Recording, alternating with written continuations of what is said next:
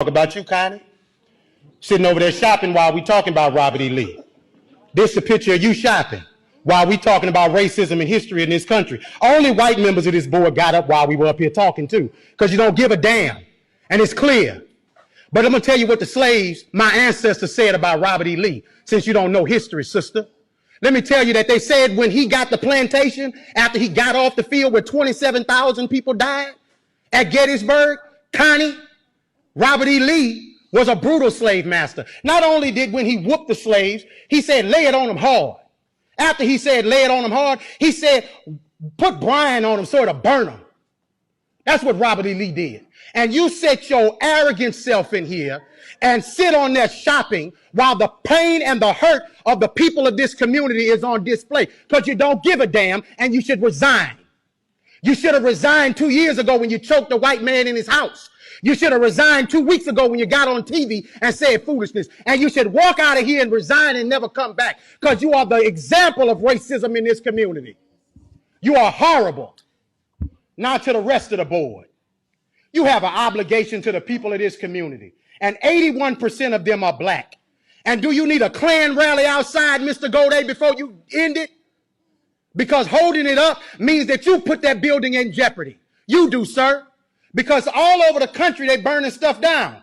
And black folks in this city have stood with protesters. I ain't seen you elected officials out there with them, making sure that nothing goes south in Baton Rouge. It's been folks in this community who give a damn, not just when it's comfortable, but every time. And 4 years ago, we came down here. Mr. Drake, they say you're a good man. Be a good man. Black folks say you're a good man. White folks say you're a good man. Your legacy is attached to tonight, brother. Your legacy. Now, let me say to the black members of the board, it's the most solidarity I done seen out of y'all in forever. Let's keep it that. Let's stand on this moving forward, because we don't need to apologize for Connie, Evelyn. She showed you who she was when she was sitting next to you while you were talking shopping. You don't need another example.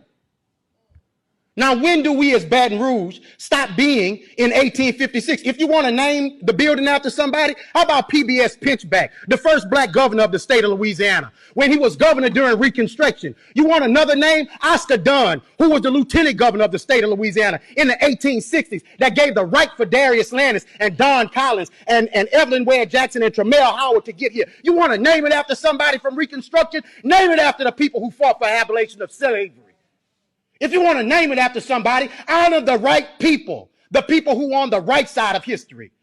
But it's your ancestor that the school is named after. So you're holding on to your heritage. But we built this joint for free. And we've done begging you to do what's right. Thank you, sir. Next.